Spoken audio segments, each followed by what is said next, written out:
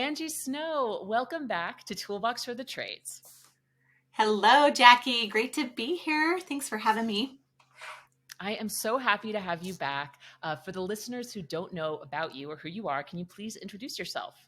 Absolutely. Well, first and foremost, I am an industry advisor here at ServiceTitan. This has been such a fun place to get to connect with the trades, and I love it.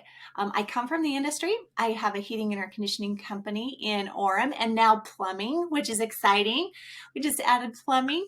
And I'm also a CSR coach, and I run the CSR dispatcher group here in the ServiceTitan community. So this has been such a fun place to come and connect and meet CSR's dispatchers, call center managers from all over the country and Canada as we're diving in to figure out how to make the most of our call centers. So I love it. Yeah, I love it too. You and I have collaborated so much on different content pieces over the years. Actually, just as a quick aside, Angie was one of the first owners I ever interviewed for a success story, and she did not want to come on ServiceTitan. And now you're an industry expert. I have a podcast. Look at how far we've come. It's so cool. So cool. I know it. It's so cool. But I'm so happy that you joined me back for a new episode of this brand new podcast format we debuted last season called Toolbox on Call. This is a format where we ask listeners of the show to call in with questions and we have our guests answer them. Because you are a CSR expert, we specifically ask folks for questions they have about their call center and they delivered. So for today's episode, we've curated a list of listener questions. Also, folks who have tuned into the webinars you and I do together, we've pulled some questions there. And we're hopefully going to answer some really common questions about how to make your call center work the best for you. So are you ready for our first question, Angie? I sure am. Let's dive in. All right, so our first question comes from the folks at Service Plus Heating and Cooling in Ontario, Canada. Let's play that for the listeners. Hi there, this is a call from Service Plus Heating and Cooling located in Ontario, Canada. We have more than one question we would like to be answered. The first one is from our office manager, Miranda Deschamps. She is wondering, how do you start the conversation about memberships over the phone? Are there specific words or questions we should be using? Do you have any tips of how to lead into that? Oh, I love this question, Miranda. Now, memberships are they're a special thing, right? As I've trained different companies, there are some companies that allow their CSRs to sell memberships over the phones, and there are some that do not. They want the technicians to have the opportunity to sell the membership out in the field. In fact, when we started selling memberships in the office in my own company, my technicians started getting a little upset. You're taking that opportunity from me, because they would get a nice spiff every time they sold a membership. And so we really had to change the culture that it doesn't matter who sells the membership, you're getting work. You should be grateful the office is selling these memberships so that you have work to do. So first of all, I want to call that out there. Let the office sell memberships. It doesn't matter who's selling them. If the office is not able to sell them, then technician, please, by all means, sell it while you're out in the field and get that sell. But let's go into Miranda's question now about how to start the conversation about memberships, right? The thing that I like to tell CSRs when they are thinking about this or trying to get some of those membership sales is think about the value proposition of a membership. Like, why is it important to have a membership? Let's start with why. Why would a homeowner or a customer want a membership? They would want a membership for several reasons. And you can brainstorm this. This is a really great brainstorming activity for your office. Like, what's so great about our membership? What are some of the cool benefits from our membership? And just start listing them out. Make a big poster and put it up on the wall. Because if you think about the benefits of a membership, there are a lot of them, right? They extend the life of your equipment. It's going to make your equipment last a lot longer, so you won't have to replace it sooner than later. It's going to save you money on a repair call, because if you have to go do a repair, most companies offer 10 or 15% off based upon the membership. So it's going to save money on a repair. Another benefit is that it will maybe you'll get buyback funds, or some people make their business dollars or something to go toward the purchase of a new unit. Another benefit might be that you get priority service. We're going to put you at the top of the list. So if we got a lot of people calling in, our members get first priority. We're going to help them first. Maybe you waive the diagnostic fee or the service call fee. Think about all the benefits of having a membership and what that entails. And then the second step, after you've got all those benefits listed out, is you listen to the customer. What are they most worried about when they call in? Are they worried about the price? Are they worried about the cost of the repair? Well, this is a great way to jump in and say, well, maybe the best solution here would be to get you on a membership, because all of our club members, they get 15% off every repair. So it doesn't matter, we can help you out there, and I'd be happy to sign you up right now, or you can ask the technician about it while he's in your home. Be happy to save you some money on that repair.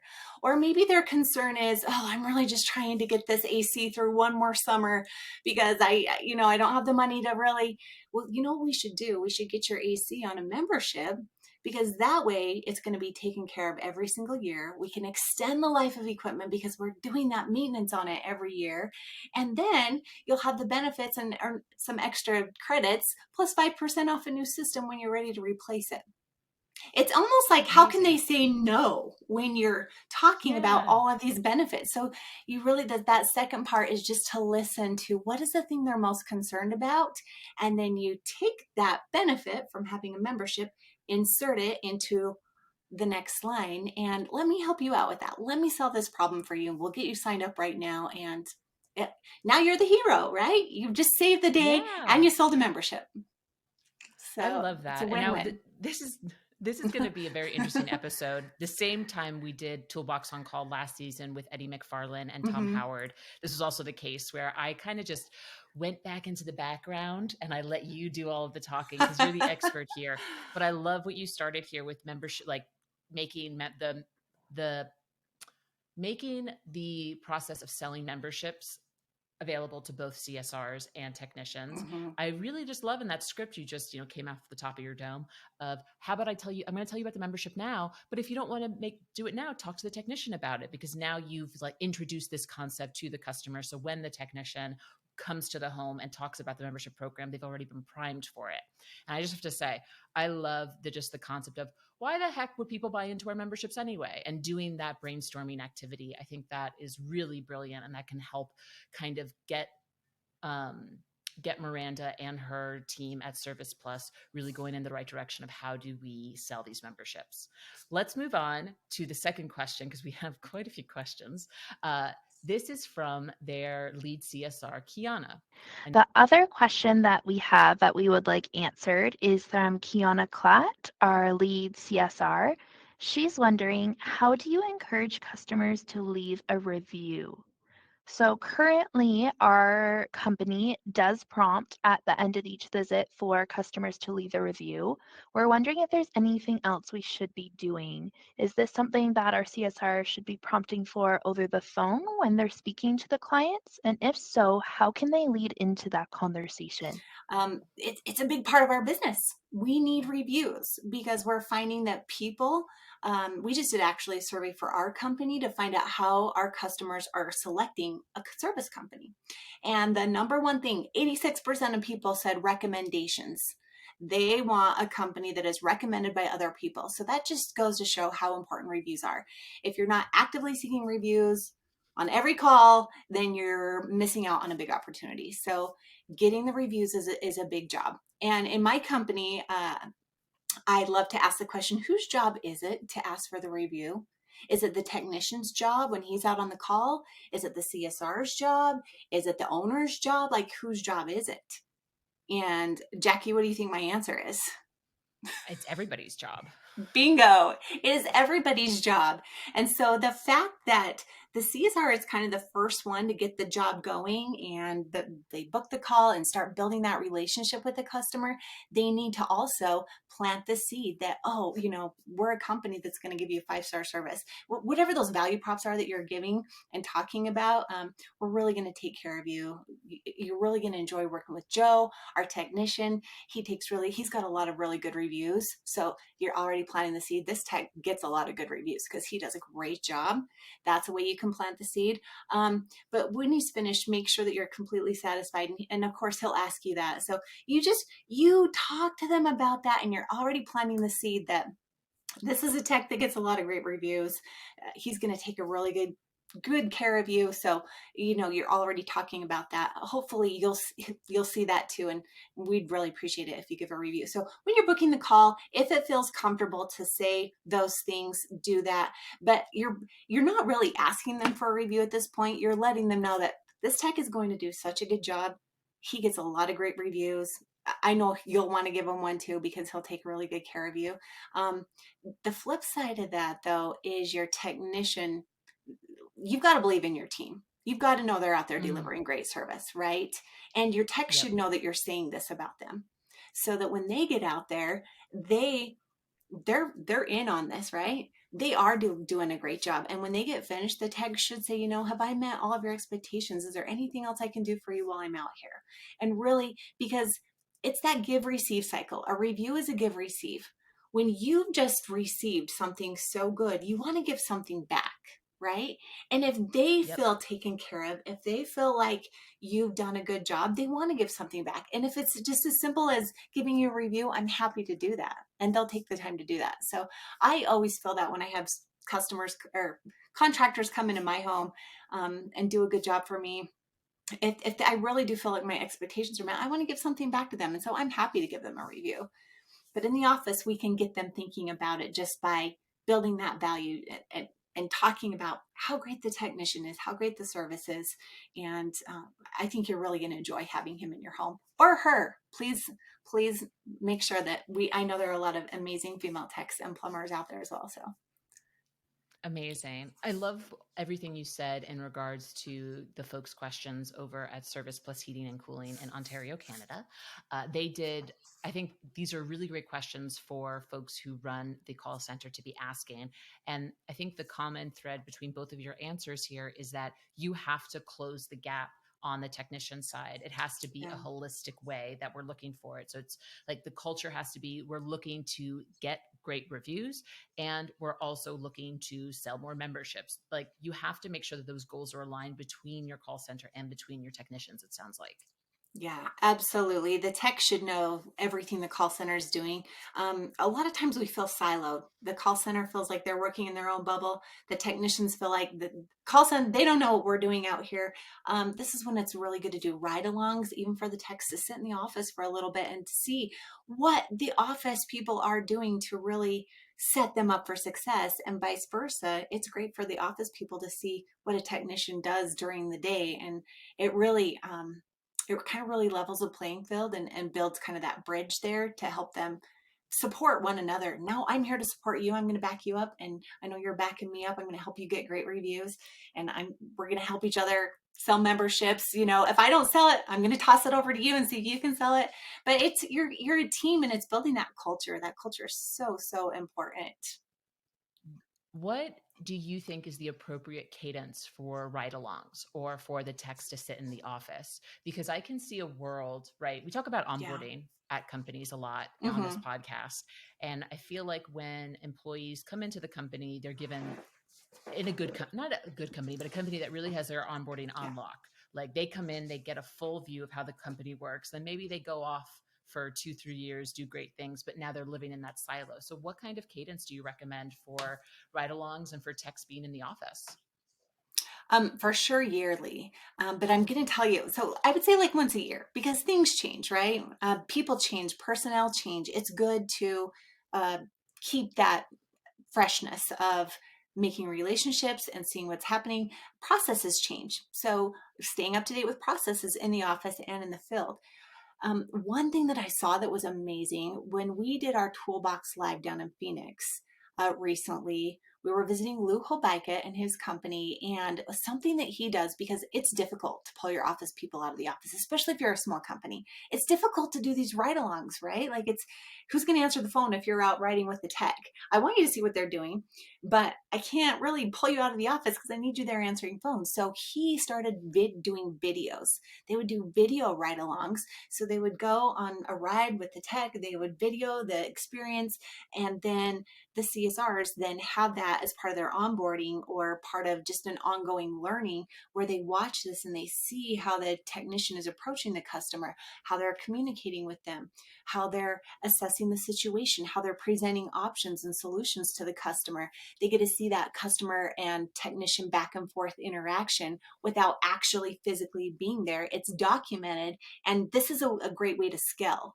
Right. And then if you're like, okay, now let's take you on a sales call. So he has videos of all of these different calls for his office people to watch and understand. I think That's great. I think the more difficult side is bringing the technicians in the office because we need them out in the field producing. But why not do the same thing? Why not take some video of the CSR or get some call recordings and let the techs listen to that in some of their monthly or weekly training as well, so they can hear how the CSRs are interacting with the customers over the phone and understand what they're doing and how they're really setting that call up so the technicians can be really successful in the field. Ooh, fun idea for a technician meeting, maybe once a month, where, most folks will pull up their techs who get the most reviews during a quarter, a month, whatever. Maybe if you pulled the call recording from ServiceTitan and showed how the CSR set that technician up for Ooh, success, perhaps that could be really fun. I love Just, that. throwing the idea out there.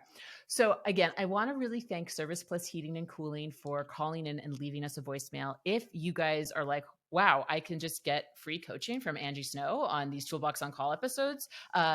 Hopefully Angie will do this again, but we're going to continue to have subject matter experts do this. The number to do that is 818-600-7185. And I will give that again at the end of this episode. So don't worry about that. Jackie, So, before you move on, I do want to give a shout out to Miranda and Kiana because both of those people are very active in our CSR dispatcher community on ServiceTitan. They come there often. They share ideas. They ask questions. So I just want to give a big thank you and shout out to them for being such great members of that ServiceTitan community where they get more tips and tricks there. So thank you for letting me plug wonderful that. shout out. No, of course. It's actually a really great spot, the ServiceTitan community. And that is where we mainly posted this number for folks to submit their questions. So I highly recommend you join that. And we'll link that in the show notes of this too. Awesome. Now, let's go into a few other questions that we've gotten over the last few months from your personal trainings and from the webinars you and I have done together. This is one I pulled from Megan at Wastewater Services, and she wanted you to go briefly into sales tactics. They get a lot of customers calling in for current pricing, a lead, but they'll call other companies and just settle for the cheapest price. We're priced a little higher, so Wastewater Services is priced a little higher than their competitors. How do you persuade customers who are trying to save a few dollars to go with your company? I think it goes back to why. Why are you priced higher than your competitors? I know that my pricing is higher than some of my competitors, and it's lower than some of it's higher, and like I'm kind of in the mid range there. But I think the office staff needs to understand why you are priced the way you are. Do you know the value of why your company is in this area and in this range? If you don't know where you are, that's maybe a conversation you need to have with management. But I love that Megan knows she is priced a little bit higher. As CSRs, do you know why you're priced a little bit higher? If you don't know why you're priced a little bit higher, then that's going to be a really hard question to answer when customers call in. I know for my company, I know the amount of training and certifications and the extra things that my team is investing in and doing so that we can come out and do a thorough assessment the very first time that we're out there. I know about the extra things that we're doing for our team to take care of them so that I can get high quality professionals at my company. I know about all those extra things because I'm an owner, right? I know all the extra things that I'm spending money on to make sure that we're doing well. And so I know why we need to be priced at a certain price point. I know the amount I'm spending on parts and materials. I know a lot of those things. Customers don't tend to care about a lot of those things. You got to run a business, right? So it comes down to as CSRs, we have to be able to ask the right questions because they're going to ask a price and they might want to just save money. What you have to realize is there are a scale of companies to choose from in your area, right? You have these really high priced ones, you have low priced ones, you have mid priced ones. Where are you on that scale? That was what we just talked about, understanding what that is. But then you also have to realize we have a scale of customers out here who want high quality, and they know high quality is going to cost high dollar. You have some out here who just want a quick fix. I just want the quick fix. I want the lowest price. If you're not the lowest price, I'm not going to book with you. We talk a lot about booking rates. We talk a lot about getting high booking rates, but I think booking rates matter for the right customers that are willing to pay the price. Ooh, yeah. I made a lot of mistakes early on where I would lower prices just to get this whole spectrum of people and book every single call that came in, right? The people that are willing to pay high, willing to pay low, willing to pay middle, whatever. And I would do whatever I needed to. I was burning out my technicians because I was booking every single call for them. And then when I was booking some of these people that are not going to pay premium price, they'd get out there, they'd quote the thing and the people wouldn't pay it. And so I just burned a whole service call, and all they collected was a dispatch or a diagnostic fee. And they would get frustrated because I'm not selecting customers who are willing to pay high value. And so part of that is knowing that you get to be picky with your customers too. You want the customers that will pay high value, but if they don't see that high value, they're not going to pay the high value. So it's about presenting the high value and presenting what is special about your company. Why are your prices the way they are? What are you delivering that the other companies aren't? And why is that value the best? And then you will be able to kind of weed out the customers, get those higher level customers that are willing to pay those high prices. I tell you what, everyone, you're going to get the realm of customers. Not everyone is your customer. But you can't make assumptions, because just because someone sounds like this is also a thing you want to be careful of. Don't make he sounds like he doesn't have money, I don't need to book this call. You don't know what kind of money people have. You have no idea what kind of money people have. Do not make assumptions. It's about sharing the value and what your company is going to do different on that call. Is your company licensed? I have a lot of people that have a neighbor that can come and fix the AC, but that neighbor they're not licensed or insured. They don't have their contractor's license. They don't have the insurance if something messes up. And I know you're going to be calling me back later. Of course, I'm not going to say that as a CSR, but if they're like, well, I've got a neighbor that could do this. Well, just make sure your neighbor's licensed and insured, because that's, we back up everything we do. We have a no warranty. You talk about your guarantees. You talk about the thing that makes you different, and you add all that extra value in there. And they're like, will they pay for that extra value? If they will, they're your customer. If they won't, it's probably okay not to book that call. We're talking about who is your customer, right? Yeah. Because if we ask you, who is your customer? And if you're an HVAC company and you say anyone in my area who has an air conditioning unit or needs to be cool, that's not the right answer. You need to figure out what type of market you're aiming for. And if you're looking for that high value customer, how are you communicating that high value in your marketing and in the way you reach out to those customers? And one thing you said that just really stuck with me, because I could hear everyone listening in the future reacting to this. It's like, we focus a lot on booking rate, but I really think that you should be focusing on booking rate for the right customer.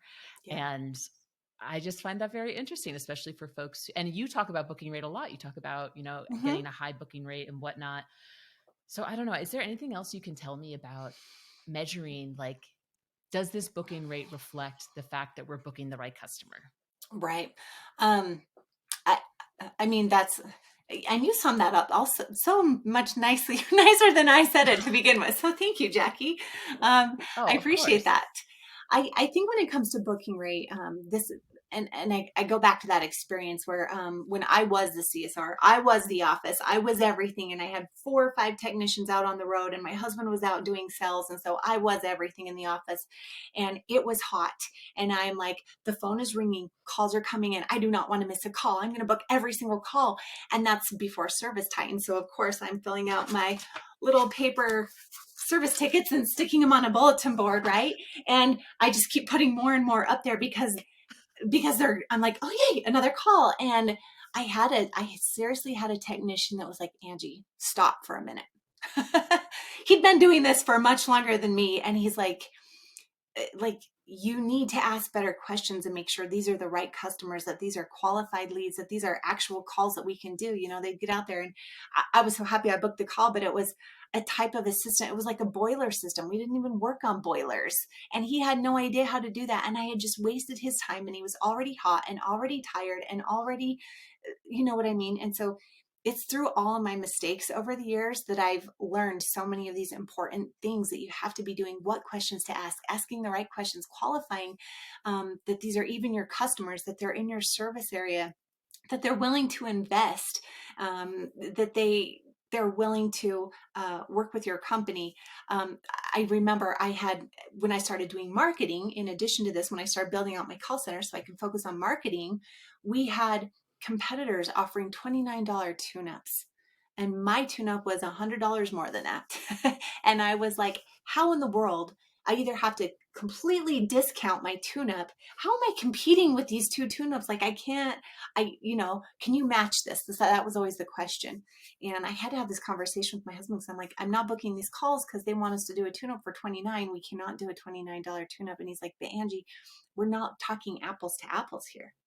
What is covered in that $29 tune-up versus what is covered in our $29 tune-up. So we had to get very, very clear about what was included in the $129. I had to communicate that with my customer and say, I'm sorry, we cannot match this $29 tune-up, but I would invite you to please call that company back and make sure that they're doing this, because these are some really important things that I just don't think are going to be covered in that tune-up. Is it just a quick inspection and they're checking it off? Okay, your system looks good. Or are they doing a very thorough cleaning and, the 31 point checks or whatever those things are? And so we got very, very prescriptive about what was included in our tune-up and what wasn't. And so it became an apples to apples conversation. And so and then that kind of helped us weed out, are you a customer that's just looking for the 1, 2, 3 check marks or the 31 check marks? Because if you just want the 3, go take the $29 tune-up. If you want the 31, yep, we're your guy. I really like that a lot. And I love the way, again, you have these scripts, these call scripts, they just come out of you like nothing. It's like it's like they're second nature to you of like, I'm so sorry, we cannot match that, but I would invite you to call back that company and make sure they're checking for XYZ, ABC, because those are really important components to keeping your equipment running smoothly. And so you're not telling them, you're not being rude, you're apologizing for not being able to meet their requests, but you are offering them information that can help them make a more informed decision. So I think that's a beautiful way to create a connection with a customer who may not become a customer now, but maybe when they have more of a budget in 2 years, they may come back to you. Or when they have the company come out and do the $29 tune-up and realize that it was not what they thought, then they call us back and we go out and we do the more in-depth tune-up. And it also goes back to our very first question of selling a membership. Actually, you know what we could do? We could get you on a monthly membership for $20 a month. We could go out and do all of these things. So it'll cover all of these pieces of equipment or whatever that is. It's listening and understanding what the customer wants, who they are, and knowing what you offer and the value of what you offer. If you know the value of what you offer and what they want and it's a good fit, then your job is just to be able to communicate why this solution is the best solution for them. Angie, we've been talking for almost 30 minutes and I have so many other questions I want to ask you, but I also want to be mindful of time. Yes. So I'm going to select a few more questions that came from a recent training from you of yours that you thought were really relevant and a lot of folks would get value out of. So this one is, what are some ways we can upsell from the office over the phone so CSRs can earn commissions or spiffs? Are there any tips or scripts for this? How do we do more than just simply book in a service call or maintenance? Mm-hmm. Love this question. And I wish we would have had more time on a previous training to really dive into this. In fact, Jackie, we should take a note because this could be a really cool future webinar or something on spiffs and upselling from the office. But short answer here, just to be mindful of time and to make sure that we give some good information still.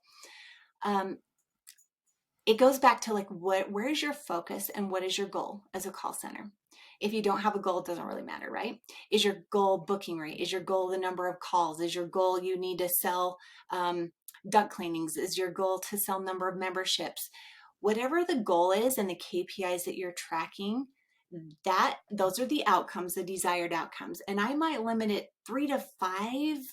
Like, these are the top things that we're working toward as a call center. And those can change week to week, month to month, depending on weather, depending on demand, depending on whatever you're looking for in your business. But know what outcomes you're trying to achieve in your call center. And those are the things you spiff on, whether it's the number of calls booked, whether it is we need to sell 30 memberships this week, whether it is we need to have set 5 leads, we need to do outbound calling. Maybe it's a certain number of jobs that we need to book from outbound calls.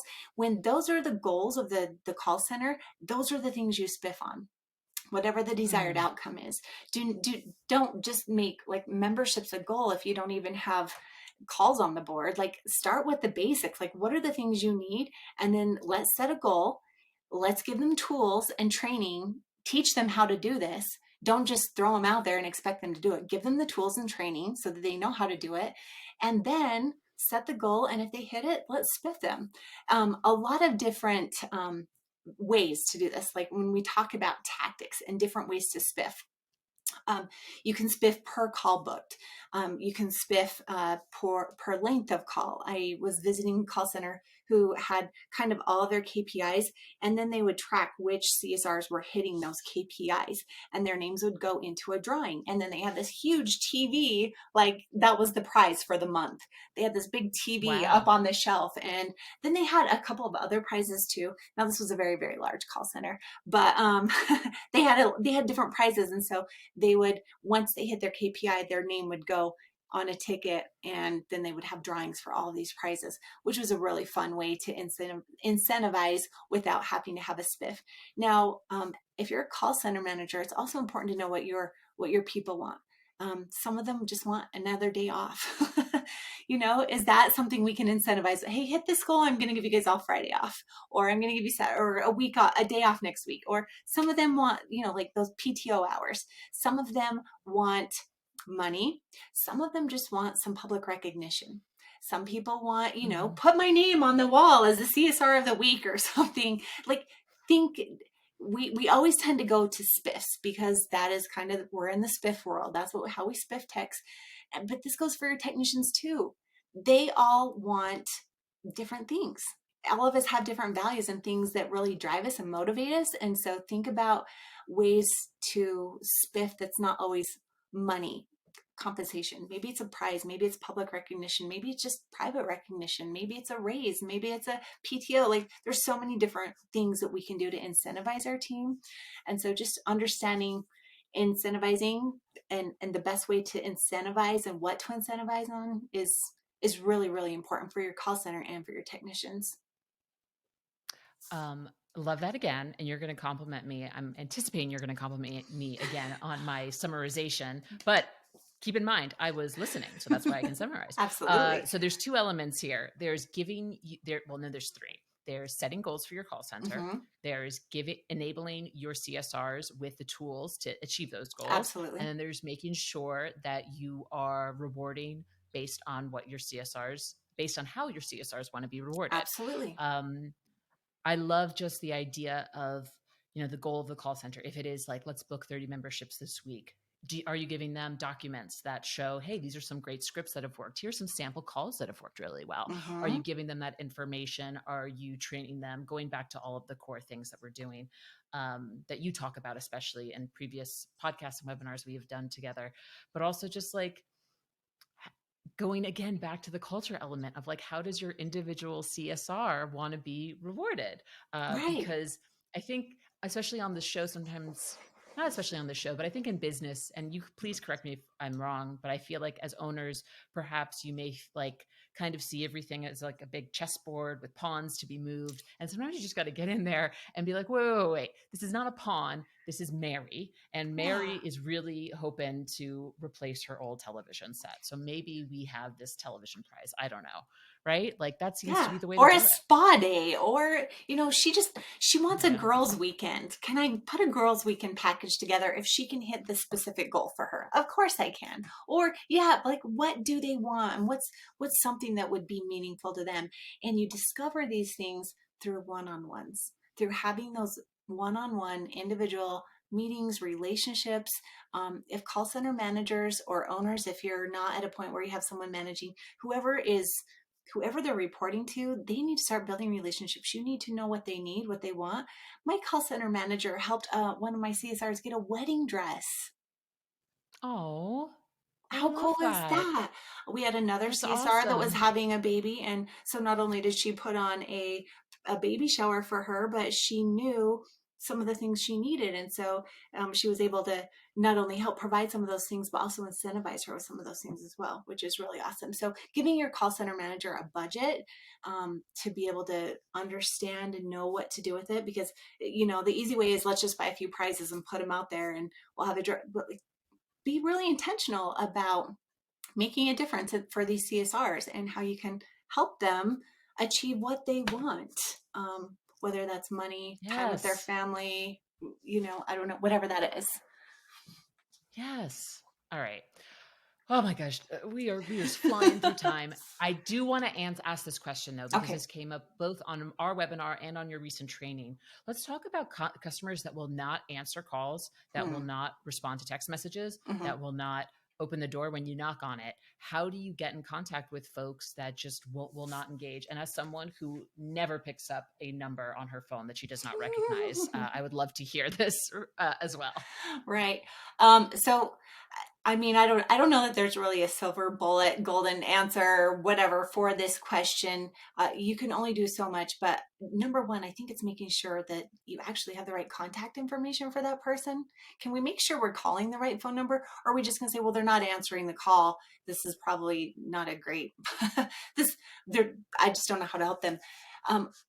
There's email, there's chat, there's the phone call, there's sending letters, there's knocking on the door, right? Let me tell you about a really cool report I just found in ServiceTitan. It is a report on bounced emails or emails that are unable to be delivered. I set a trigger on that. So every time an email does not get delivered to a customer, it triggers and sends me a notification. Do you know how many notifications I've got in the last month since I set that up? Wow. Over 100. My emails are not going through, whether it's just the wrong email address, there was a typo, there was something that's not happening. Like, how many times do we think we're communicating, but the communication is not really going through? So double check contact information. And if you're looking for a good outbound call campaign, let's call and just confirm contact information. Let's send an email. Let's find a way to do that. But if they're not answering, if you're trying the voicemails, if you're messaging, I mean, really, you can only do so much that you can. So don't waste too much time. I say maybe, after 4 tries and you've tried to confirm everything, don't move on. You don't want to be wasting time on something that's not going to return on you. So just do your best, but don't get hung up on it. But verify you have the right contact information first. Yeah, and nice idea for a good outbound campaign. Hey, we're just checking. You've been a loyal customer for, X amount of years, or we noticed you just joined. We want to just verify that we have the right information so we can contact you. I think that's a beautiful way and a soft way to open with an outbound cadence. Absolutely. So I also just want to wrap this up. I just want to share not a question, but just a great comment we got from Courtney at Absolute Plumbing of Wisconsin on a recent webinar. She said that her team just started tech training with CSRs with our service manager once a month, where our CSRs, she calls them CCRs, but Yes. CSRs request a certain thing that they feel will better help the CSRs understand the services our techs are going out to. For example, our service manager just trained us on sump pumps, discharge, and storm sewers, as that will soon be calls that are coming in. It empowers our CSRs to feel more knowledgeable when the call comes in. We love it. So they're actually training them on the services that the company is providing, which I think is just so cool. It's like you don't actually have to know anything about the sump pump, but just this is how it works. Absolutely. Huge shout out and kudos to them for doing that, because I think it's empowering. I remember when I first sat down at a phone as a brand new CSR/owner of my company, and they talked to me about, they think the capacitor, they think there's a leak in something, and I'm like, I don't know what any of that stuff is. Okay. I felt very unqualified to do my job because I didn't know how to help them. My husband had to continually remind me, like, your job is to not solve their problem. Your job is to book the call. But I will tell you, once I started learning and understanding different parts, and the more I heard him talk about it, the more I started to feel more confident. And so I made it very intentional when I started building my team to have once a month, just like they're doing, a technical training for your CSRs. And so it was like one day we took them out to the warehouse and we showed them some broken down units, and we were like pointing out, like, this is where the coil is. And they're like, that's what a coil looks like? I didn't know a coil looked like that. Well, how does it get plugged? Because we talk about plugged coils. And so it was just, it's great. It's like, so do not underestimate the value of a technical training. And when we think about training for our teams, there's a technical side. You should also be giving your CSR sales training, communication training, just good soft skill training with empathy, listening, voice training.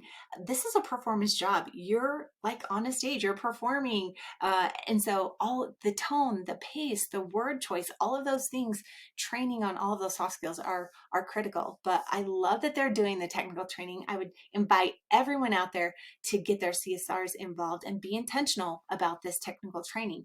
What's coming up? What season is upon us? And so thank you for bringing that in, and thanks for that comment. Awesome job, Courtney. Yeah. I also just want to say, I'm thinking about even just giving technical training to your marketing person or the people running your marketing, like all of the puns they could come up with, and it would be so much fun. Angie, thank you so much for giving me some of your time, which is so valuable. You are a wealth of knowledge and just a delightful person, and I love spending time with you. I hope you'll come back again. But thanks again for joining me for Toolbox on Call. I so appreciate it. Oh, pleasure is all mine. Thank you, Jackie.